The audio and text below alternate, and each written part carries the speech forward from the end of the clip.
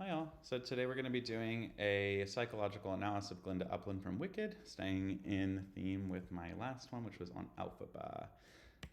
So we're going to be going through Allport's functional autonomy, Kelly's constructive alternativism, Costa McRae's big five factors, and Essenix's biological theory. So we'll start with Allport's functional autonomy and Glinda's growth. So Allport's concept of functional autonomy kind of explains how our motives can begin for one reason and can evolve and continue to evolve into entirely different ones. We see this with Glinda as she kind of starts out with really seeking popularity and being really image-based, motivated by social approval and status. And as her motives evolve from external validation to something more authentic, which is internal meaning, we see her start to try and lead with purpose, and she's motivated by integrity and compassion.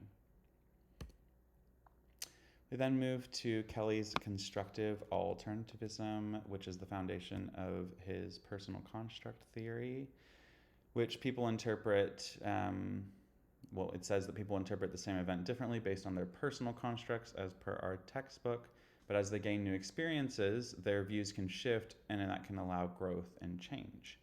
So we see at the beginning of the story that Glinda's journey kind of shows this, and again, it's all about social image and about popularity. So obviously, Elphaba is someone who is kind of completely against that, goes against the grain. Glinda doesn't understand her at the beginning of the story. But as she spends time with Elphaba and sees the wizard's corruption through her eyes, her kind of definition of good changes, and she begins to value integrity over approval. And we see a complete change towards how she feels towards Elphaba by the end of the story. We then move into Costa McRae's big five factors, which are openness, conscientiousness, extroversion, agreeableness, and neuroticism. So we're going to go into agreeableness. So this trait is characterized by kindness, empathy, and cooperation. And Glinda kind of demonstrates this and demonstrates great growth in this as she transitions from superficial to empathetic and considerate throughout the play or movie, depending on what you are looking at. So by the end of the movie, she's actually acting out of sincerity and integrity instead of just image. So her rise in agreeableness shows how her personality softens and matures through time and experiences. Move to Essenix's biological theory of extroversion, so specifically the trait of extroversion.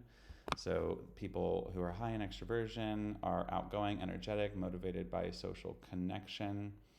And Essenix's biological theory kind of goes through how our traits are shaped by inherited systems that influence how we react to the world.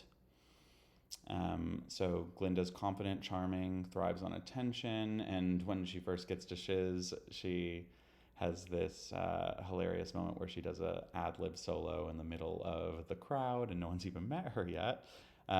But we see how her empathy really grows throughout this, and she, shows that extroversion is not just something that comes through her biology, but her social nature actually comes from who she is, both biologically and how she was raised, but also it's just part of who she is. So we see that demonstrated.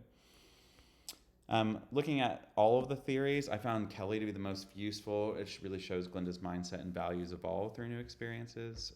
Allport's was a close second, explaining her shift in motivation from social approval to genuine purpose.